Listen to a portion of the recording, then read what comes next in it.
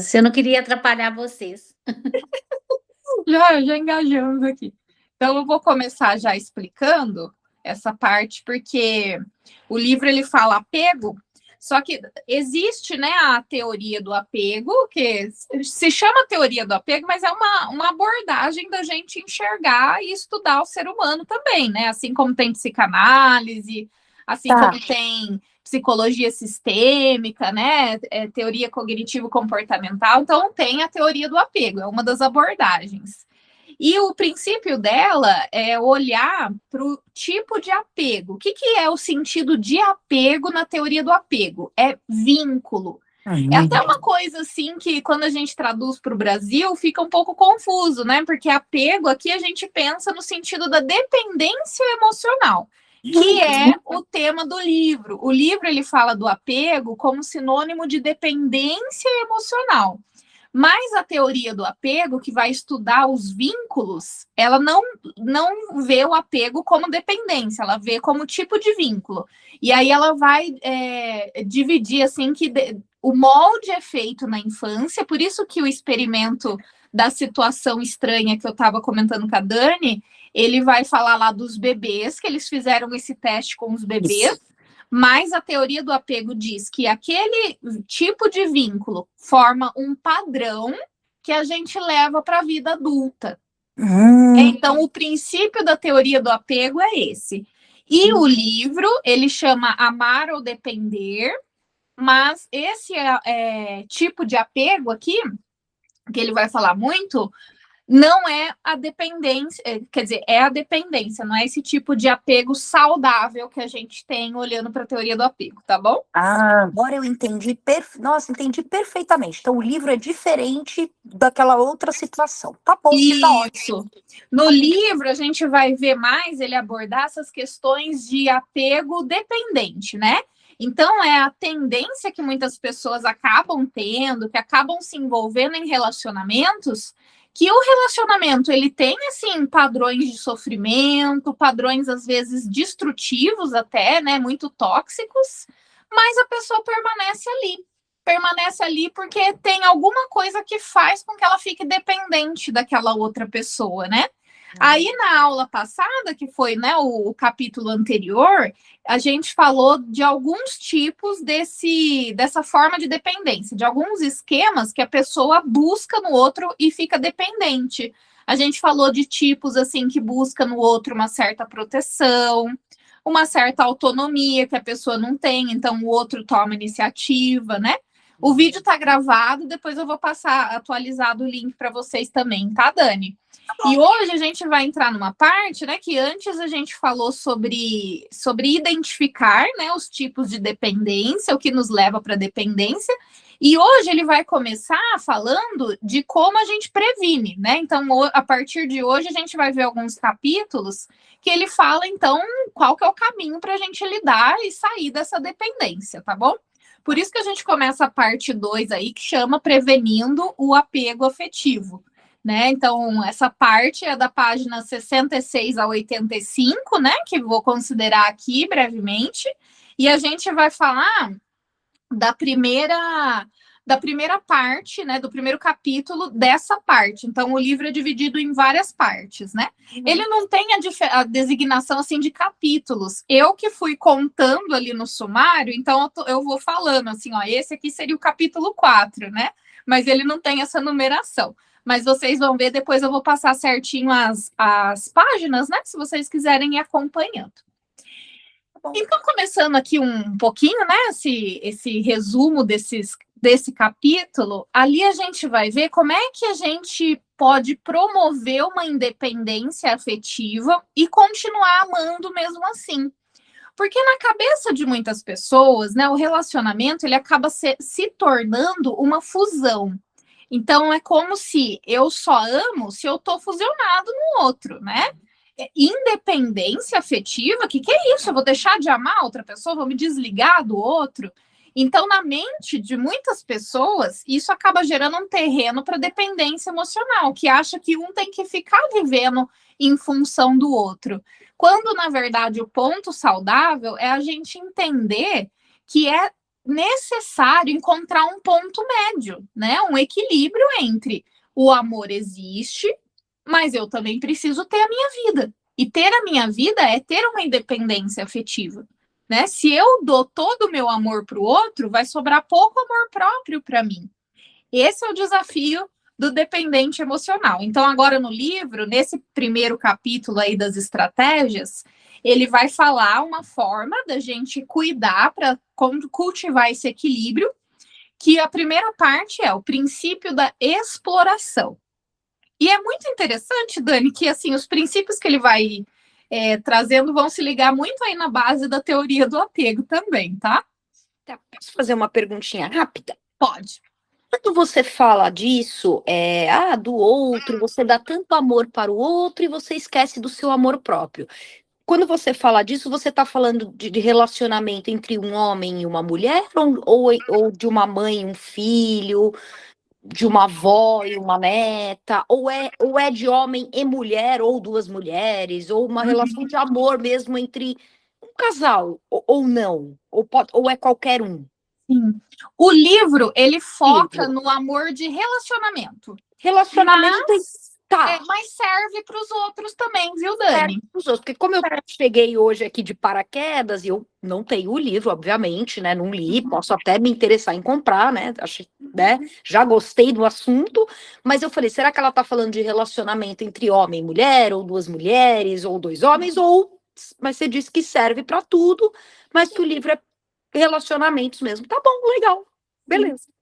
Tá Thaís, eu queria emendar também fazendo uma pergunta, porque eu não lembro se é no capítulo 3, que fala também de uma situação que eu fiquei muito intrigada. Por exemplo, assim, de uma parte do casal que ele tem vergonha dela. Eu acho que é no capítulo 3 que ele manda ela andar na frente, que ele tem vergonha de andar junto com ela. E chega um ponto que o Riso, ele comenta que nessa escrita que depois deles terem relação, ele vai tomar banho, o cara vai tomar banho porque tem nojo dela. Ele fala que não quer ser contaminado. É isso mesmo? Eu não lembro, Alê. Se depois você achar a página, você fala para mim? Paulo, eu vou procurar aqui agora. Dá muitos exemplos, e agora eu não me lembrei. Mas eu achei muito forte. Muito forte, né? Assim, em primeira visão, quando eu vejo um comportamento assim, às vezes eu penso que tem algum fator até às vezes de transtorno no outro, né? Que se sentir contaminado com a intimidade, assim. Mas aí envolveriam várias questões do casal, né? Também, como é que essa mulher se sente dentro desse relacionamento, por que ela aceita isso, né? Que às vezes aí tem a ver com as feridas da dependência emocional. Uhum. Depois, se você achar a página, você me manda. Então, vamos lá. O princípio da exploração, ele quer dizer formas da gente explorar o mundo mesmo, explorar a vida. Porque o dependente, ele faz o contrário. Ele se fecha para o mundo, ele se fecha para a vida, e o único oxigênio que ele tem é naquela outra pessoa, né? Então, quando a gente tem medo, quando a gente não explora a vida, tem uma base de medo de arriscar, inclusive, coisas assim do desconhecido. Porque essa pessoa, né, que tem essa tendência de ficar mais fechada, de se ligar só a uma pessoa, ela quer buscar algo que é mais previsível, que é mais estável, né? E viver a vida sempre vai carregar um risco, né? A gente se arrisca, a gente tem que ter coragem para viver novas experiências, coisas desconhecidas, né? Então, o grande problema, quando uma pessoa se torna dependente, é que ela se molda. Ela molda tanto a vida dela para uma outra pessoa, uma outra única pessoa, que ela perde o próprio espírito de exploração da vida que é natural da gente, né? Então, realmente, é o caso de eu deixar de viver a minha vida por causa da outra pessoa. Eu deixo de ter desejos e fico ali só à mercê da outra pessoa, né? Então, certas relações, eu achei muito forte essa frase dele, certas relações atrofiam a capacidade de sentir e adormecem a alma. Olha que forte, né? A gente fica atrofiado, igual um músculo que não está sendo usado. A gente precisa explorar a vida, explorar o mundo. Tem tanta coisa para a gente viver, experimentar, né? Quando, na verdade, o amor, na verdade, é para ele ser essa potência, né? Não é se anular, é crescer juntos, é os dois explorarem novas coisas, novas descobertas, né? Então, o nó da dependência emocional, ele trava muito a vida, né? Uma exploração saudável, ela significa a gente realmente ativar os nossos sentidos para experimentar a vida de diversas formas. A pessoa que a gente ama, ela é uma parte da vida, ela não é a única, né? E aqui a gente pode ver muitas travas da pessoa que não desenvolve nem hobbies, que, por exemplo, os amigos do marido, da esposa, são os seus amigos, né? Ela não tem essa autonomia, às vezes fica preso num piloto automático. Então, assim, é só aquele mundinho. A gente precisa de uma exploração saudável para a gente ter estímulo de vida, né? Como que a gente busca essa exploração, então, saudável, né? Ele deixa algumas sugestões práticas para seguir. Vai estar pequenininho aí, né, para ler, mas depois no slide dá para ler melhor. Então, o primeiro pontinho prático para a gente fazer é brincadeira e espontaneidade. Olha que interessante. Então, a gente é adulto, mas não pode perder o espírito da brincadeira, que é o ser espontâneo, né? É como se assim a gente se abrisse mesmo para leveza da vida, né? Sair desse negócio de só racionalizar, de só pensar nas consequências que vai ter, nas normas que tem que seguir. E às vezes realmente ter a capacidade de brincar, de rir da vida, né? Dos problemas. Então, essa espontaneidade, essa leveza que as crianças carregam, a gente não pode perder enquanto adulto, né? Isso ajuda a gente a explorar mais a vida. O segundo pontinho prático para fazer, aqui a gente falou no primeiro que é no sentido de sair da racionalização, né? De só ficar pensando na nossa mente racional. E o segundo fala de um mergulho no intelectual. Mas qual que é a diferença aqui, né? Esse mergulho no intelectual é que a gente tem uma necessidade de ter estímulos, de informações novas, de aprendizado. Então, o aprendizado na vida é até o último minuto, né? Acho que a última lição que a gente aprende é como morrer, né? Como que a gente lida com esse final da vida. Então, a vida inteira a gente pode aprender. Então, esse mergulho no intelectual é muito importante também. Buscar saber das coisas, curiosidades, né? Cursos. Não tem que ser tudo voltado para uma produtividade. Eu vou estudar porque eu tenho que pensar no que eu vou trabalhar. Eu vou estudar porque preciso pensar alguma coisa que preciso aprender para ser útil, né? Não, às vezes a gente pode se voltar para aprendizados que simplesmente nos dão prazer, que vão saciar uma curiosidade. Isso é explorar o mundo, né? É interessante que essas sugestões aqui, elas nem parecem que tem a ver diretamente com o relacionamento. Mas o princípio, né, da gente sair da dependência emocional é você voltar um eixo para a sua própria vida. E voltar o eixo para a própria vida é descobrir coisas que você pode viver sozinho, né? Sozinho não quer dizer assim, fazer as atividades só sozinhos, né? Mas abrir essa solidão do tipo assim, até outras pessoas que eu posso encontrar, mas que são pessoas que têm a ver comigo, né? Não com eu junto daquela outra pessoa do relacionamento. E aí acho que tudo isso tem a ver também com uma terceira inspiração, que é a gente entrar nas áreas artísticas, né? Áreas artísticas também não é pintar quadro, né? Não é ter talento, é a gente exercer a criatividade. Então a gente, sim, e assistir filmes, né? Mas outras coisas que vão estimular a nossa sensibilidade humana, a gente conhecer, né, outras perspectivas. Então, quando a gente vai, por exemplo, numa pinacoteca e vê quadros diferentes lá, é um estímulo tão visual, assim, sensível, a forma como as pessoas enxergam ali a vida diferente para retratar. E esse contato com a arte é muito poderoso, né? Teatros, experiências, música, né? esse exercício da criatividade também é uma forma de explorar a vida, né? As experiências. Outro pontinho, ensaios de comportamento. Esse aqui eu achei o nome interessante. Você falou, ué, o que isso quer dizer, né? Ensaios de comportamento é a gente, assim, explorar nós sermos outros personagens. Então, aqui serve para a ideia que é o seguinte, né? Às vezes a gente é uma versão só e acha que a gente tem que ser aquela versão em tudo, né? Então, se eu sou de um jeito, meio que assim, só isso te define. Né? Fica uma rigidez, não tem outras coisas para experimentar. Então, aqui é como se a gente fosse um ator de teatro que você pode desempenhar vários papéis. Isso aqui não significa falsidade. Isso aqui significa a gente entrar em contato com o nosso interior e, assim, se permitir, às vezes, ser diferente daquilo que a gente, às vezes, cai num piloto automático ou acha que deve seguir um protocolo, né? Outro ponto de exploração, que esse é delicioso, né? Viajar. Viajar, né? Até estudar geografia, assim, de repente. O que isso quer dizer? Sabe quando a gente liga naqueles canais tipo National Geographic, Discovery Channel, que tem... Nossa, mostra tanta coisa, né? Do mundo, assim, de outros países, de outros lugares, da vida animal. Então, às vezes, a gente não consegue viajar para tão longe fisicamente, mas a gente consegue, através de uma arte ali, né? De algo que a gente ou estuda, ou vê na TV, né? Ou uma coisa que eu acho muito interessante, tem uma frase assim que fala, eu não sei o sentido da frase, assim, é um dizer da internet, né?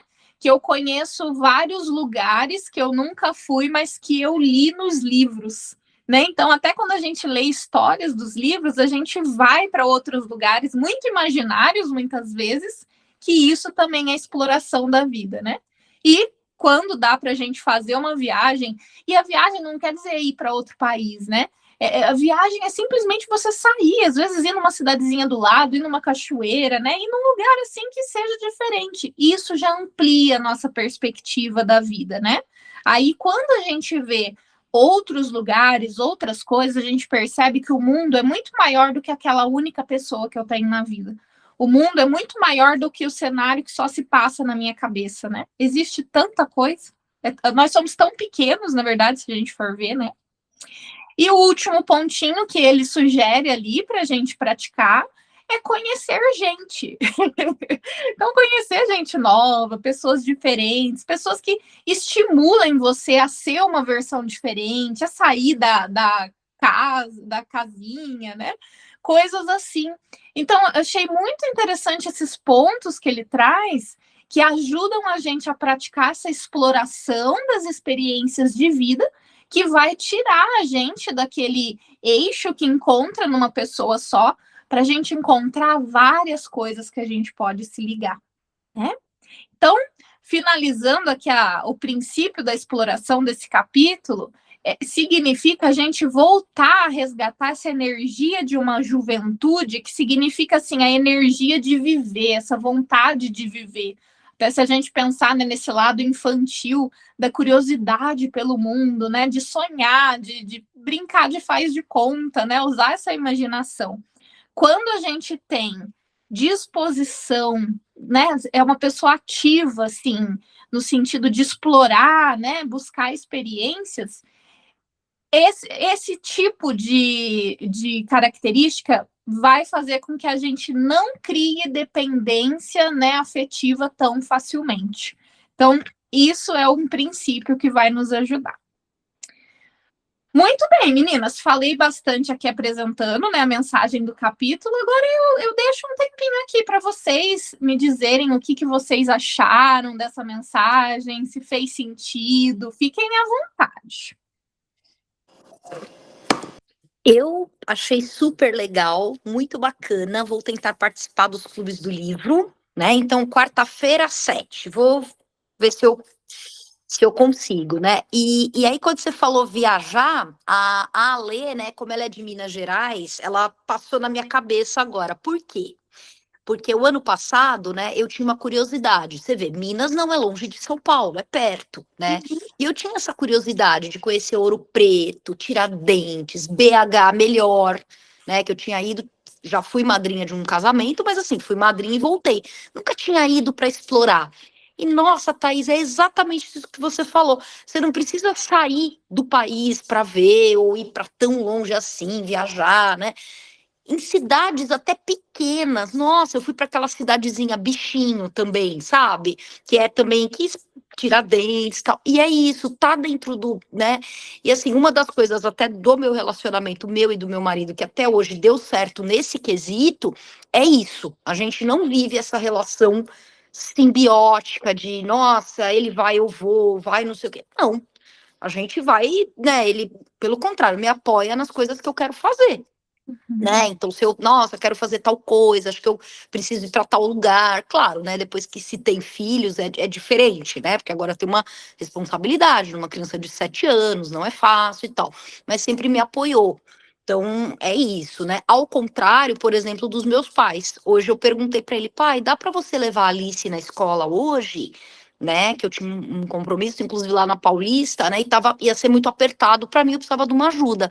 Aí ele só me respondeu: ah, vou ver que, com a sua mãe, o que que a gente tem hoje.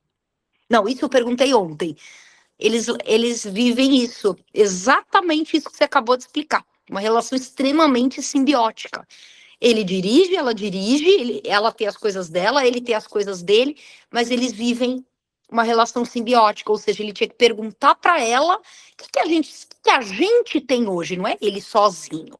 Entendeu? E a minha irmã, por ser dessa área de psicologia, incentiva muito ele. Pai, olha, você foi pro teu Pilates, você tá fazendo coisa sem a minha mãe, vai você, sabe? Porque, mas um pouco é porque ela também não deixa, ela quer isso, entendeu? Ela não quer o momento dele com as filhas, dele, né, com algum amigo, com alguém, tanto que os amigos são os mesmos, não tem o amigo dele, não tem isso, né?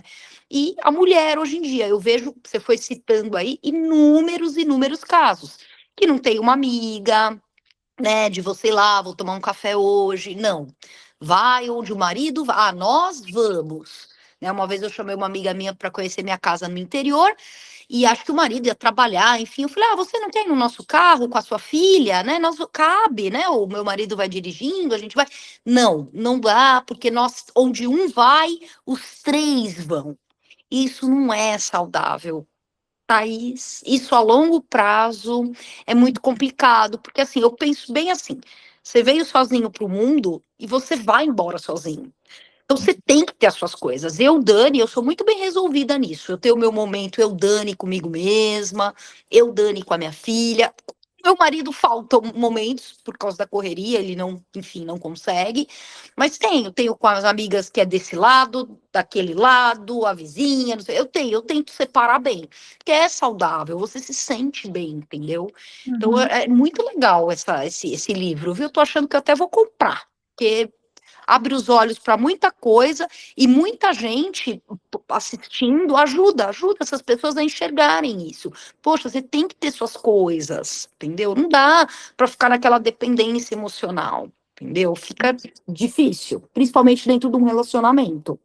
Isso mesmo, e até puxando, né, o que você falou, a pergunta que você fez antes, não é só sobre o relacionamento amoroso, né? Ele tá falando especificamente, mas dá para ver, às vezes, um filho que vem de uma relação simbiótica com pais, né? Que são aquele polvo que quer ficar agarrando, né? Então, esses princípios, principalmente que a gente vai ver nos próximos capítulos agora, eles ajudam muito a lidar com essas diversas situações da vida, com as dificuldades que vêm, às vezes, da gente colocar o eixo na gente mesmo, né? E então ele ajuda internamente na nossa análise Isso. e ajuda também, né, enquanto profissionais aí de atendimento, também a olhar que nem nos capítulos anteriores, a gente identificou a ferida, né? Então, quando você identifica a ferida, aí você consegue aqui, ó, sugerir para o paciente, ó, então vamos por esse caminho, né? Com certeza, não muito, vale a pena. Vale a pena, ele tem muitos ganhos para nós, psicoterapeutas, muitos ganhos. Gostei bastante, viu? A Lê quer comentar?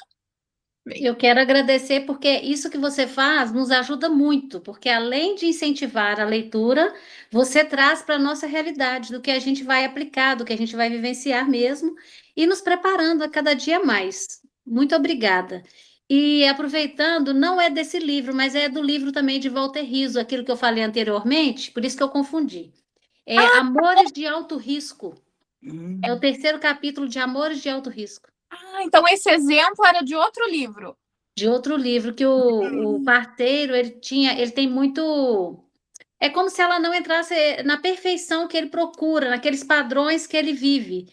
Então ele tem vergonha, ele gosta, relaciona muito bem, tem um ótimo entrosamento íntimo e tudo, mas na hora do social ele manda ela andar na frente, de preferência que nem olhe para trás. E também, depois, toda vez que termina de ter relação, ele deixa bem claro que ele toma banho para não se contaminar. É muito forte. Que forte. Walter É. Rizzo, eu não li os outros livros dele, né? Esse foi o primeiro que eu tô lendo, mas eu vi que ele tem várias publicações, uns temas muito interessantes, assim, muito voltados para relacionamento. Acredito que ele é especialista no assunto, né? Pois é, e é bem ligado, né? Isso que ele falou no Amores de Alto Risco e no Amar e Depender é muito parecido, muito próximo. E aproveitando, respondendo a Dani aí, quando ela vier aqui em BH, minha casa estão de portas abertas. Tem também aqui o Iotim para conhecer, maravilhoso, viu? Quando vocês vierem. Parque de Iotim é maravilhoso, gente, é lindo. Não deu tempo, não Vamos deu tempo. passear muito, hein? Eu amei Minas, que legal, muito bacana, viu? E é pertinho. Vocês vão ver, Então tá, tá fazendo projetos para o Brasil inteiro. isso aí. O nosso encontro vai ter que sair, hein? Nós vamos ter que marcar com a Thaís também, para a Thaís vir aqui fazer um tour. Opa! Vamos mesmo. Meninas, eu vou encerrar então agora o Clube do Livro, eu vou abrir o link lá da nossa aula, né? Então, depois eu atualizo vocês aí dos links dos capítulos anteriores. Tá bom, Thaís. Beijos. Tchau, Ale. Boa aula para vocês. Tchau. Obrigada. Tchau.